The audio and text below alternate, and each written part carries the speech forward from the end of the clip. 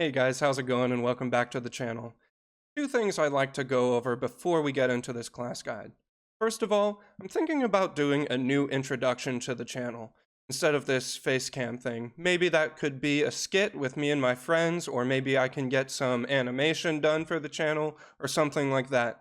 If any of you have any special ideas on what I could do, go ahead and leave a comment down below or contact me on Discord. I read all of my comments, and if you contact me on Discord in a PM or you at me, I'll typically be able to read every single one. Second thing I'd like to cover is this is going to be the last class guide for a little bit of time. The next few videos that I'm going to be releasing are some more hot topic videos that I think you all would really like. For example, some crazy PvP items that you can get from raid or reputations or from random quests around the world, some crazy little knickknacks that you can pick up, or doing more controversial topics like, are world buffs supposed to be in the game? Are they exploits? Are they actually good for the game or bad for the game? Some sort of topics that we can actually debate on in a friendly manner. People can say, I think that they should be in the game, I think that they shouldn't be in the game because of this reason, and I'd like to hear your guys' feedback to what I say about it. I think it'd be really interesting to know what the community feels about certain hot topics like that. Anyways, let's get straight into this class guide.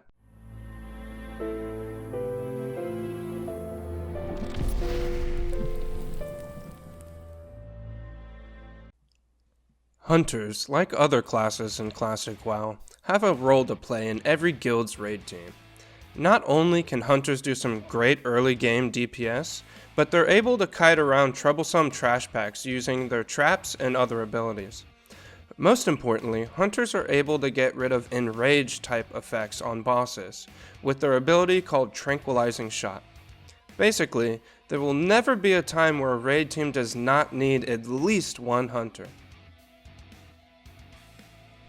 Because characters take so long to level and gear in Classic WoW, choosing the right race is an important part of character creation. Whether you're looking for the right aesthetics or trying to decide on the best racial bonuses for Hunter, this guide will help you make the right decision the first time. Remember that race changing didn't exist in patch 1.12, so your choice is most likely going to be permanent. Alliance hunters have the choice of either being Night Elf or Dwarf. Unlike Horde hunters, there is no real clear choice on which race to pick here. The racial abilities from these two races are more geared towards PvP. However, Night Elves have 9 more base agility than Dwarves, making them slightly stronger in damage. Also, Night Elves have Shadow Meld, which is extremely annoying in PvP. It allows the hunter to be in stealth, while commanding their pet to go attack their enemies, while their enemies are running around trying to figure out where the hunter is. Normally, gun specialization from a dwarf would automatically make dwarves the better choice in PvE since weapon skill is so important in Classic WoW. However, you'll find that while raiding, none of the best in-slot raid weapons are going to be guns. Typically they're either bow or, more importantly, crossbow. For Horde, Trolls, Taurens, and Orcs can all be hunters. For PvE, Trolls reign supreme over the others though. All of Trolls' racial abilities benefit Hunter, but the most important of the racial abilities is Berserking and Bow specialization. Trolls also do 5% more damage to beasts, which is nice, but only a select few enemies are actually going to be beasts. Orc is the clear choice for PvP though, since they have hardiness and also have command. Orc is still good for PvE as well because of command, but is slightly under what Troll can do. It's also important to note that Blood Fury, the racial from Orcs, only increases melee attack power by 25% in vanilla WoW, not ranged attack power.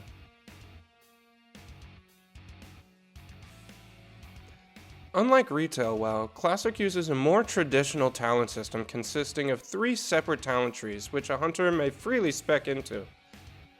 Each tree is themed to have a specific specialization and requires points to be invested into the tree to progress further down the tree, with each tree capped by a special ability requiring 31 points to obtain.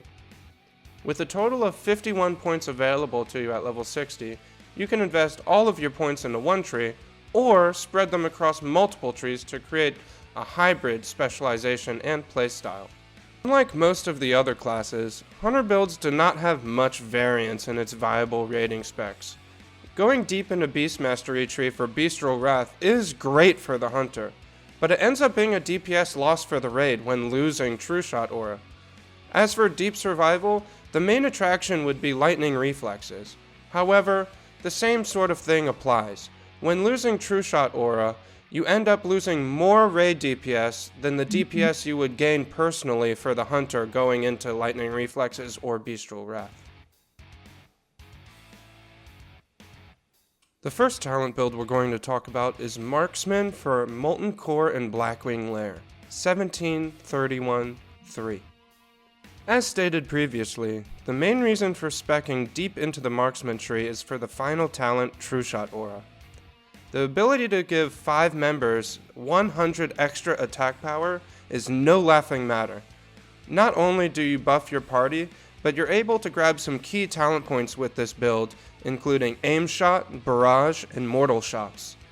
A Hunter's whole rotation primarily revolves around Aim Shot and Multi-Shot, making this tree extremely suitable for Hunter DPS. Lastly, the reason this spec is for Blackwing Lair and Molten Core specifically comes from Monster Slaying in the Survival tree.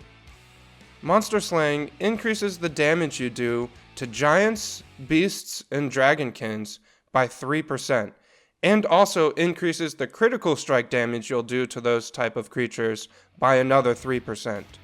Most of the enemies that you're going to be fighting in these two raids are one of those 3 creature types. The next talent build is Marksman for AQ and Naxxramas, 20-31-0.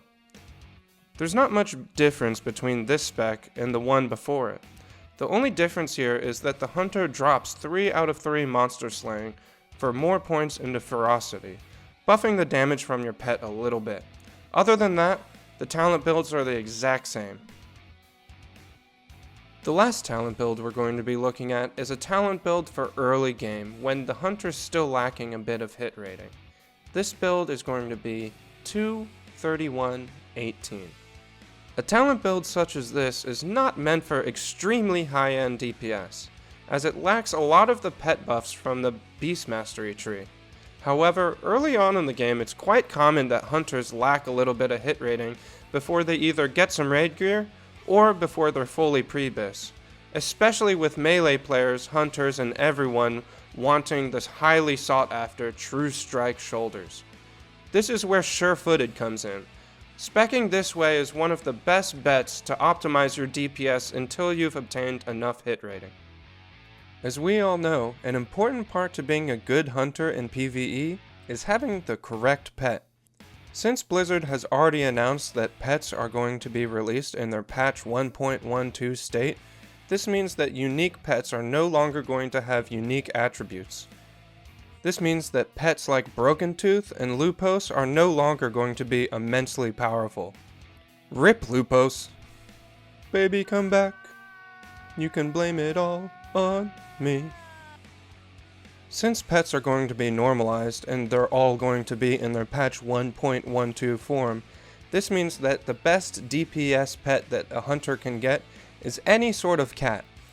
That means that the cat can be a unique cat, it can be a frost saber, it can be a lion, doesn't matter. As long as it's any sort of cat, it's going to be the most optimal pet that you can have.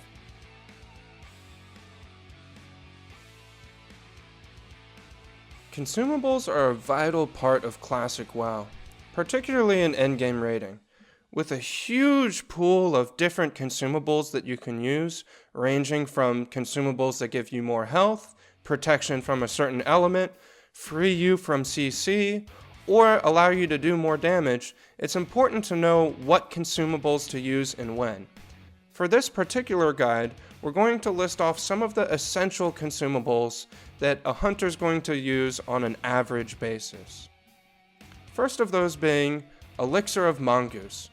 Elixir of Mongoose is one of the main DPS increasing consumables for a hunter, since hunters heavily rely on agility for ranged attack power. Next is Grilled Squid. Grilled squid is the best food buff for Hunter, since it's the only food buff that gives you raw agility. The last two consumables are Major Mana Potion and Demonic Rune. Both of these consumables increase your mana and do not share a cooldown, allowing the Hunter to use more of his abilities for a longer duration of time. There are more consumables you can use, such as Flask of Distilled Wisdom or Flask of the Titans, if necessary, but both of these consumables are going to cost a hefty amount of money since both of them use a Black Lotus, and neither one of them directly contributes DPS for a Hunter. These flasks should only be used during progression or speedrun attempts. Luckily, there are no professions that Hunters must absolutely choose to craft any specific piece of gear. However, oftentimes many Hunters will go into skinning.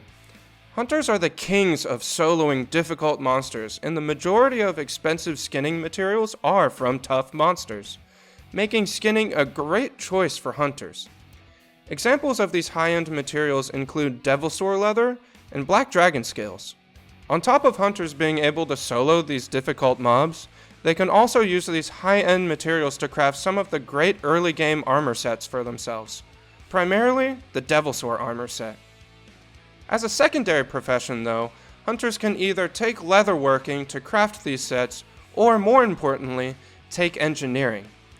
As you all know, engineering is the most common profession in Classic WoW because it is one of the most beneficial professions in Classic WoW. Not only does it directly improve your PvE performance, but also directly improves your PvP performance as well. Engineers are able to bring items that bring additional damage or utility for their raid, such as Goblin Sabercharge, Dense Dynamite, Gnomish Battle Chicken, and of course Arcanite Dragonly.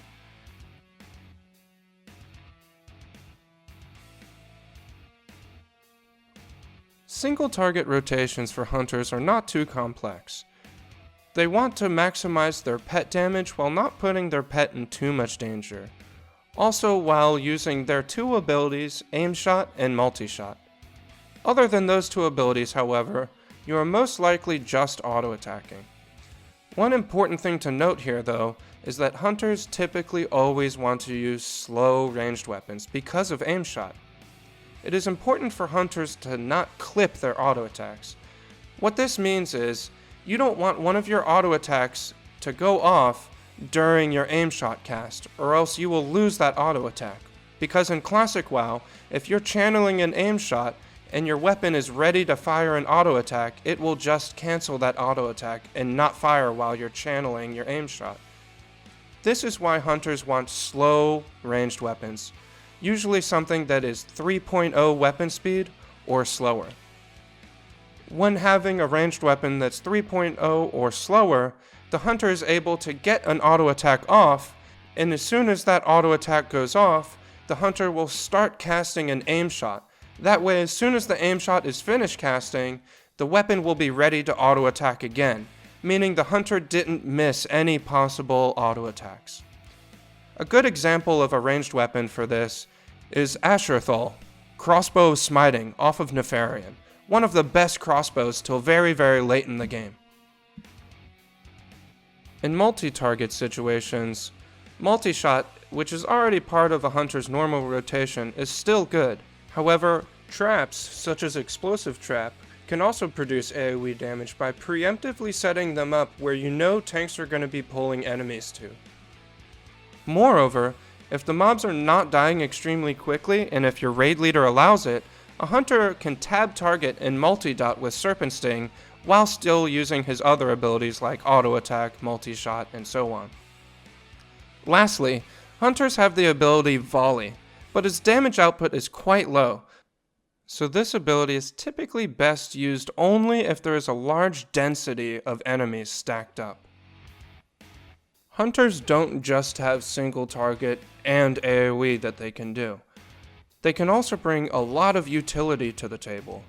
Oftentimes, Hunters are used for their amazing kiting capabilities. There may be situations where there's a highly dangerous mob that needs to be kited, or a pack of mobs that can be kited through Frost Trap. Also important to mention is the ability Tranquilizing Shot, which is absolutely necessary for at least one boss in every single 40-man raid. As for my final thoughts on a hunter, hunters can do great damage early game and are a satisfying class to play. Every raid will include at least one hunter at all times, whether it be for kiting, DPS, or simply using Tranquilizing Shot. Let's also not forget that they are great outside of raids as well, being great for PvP, farming, and overall exploration.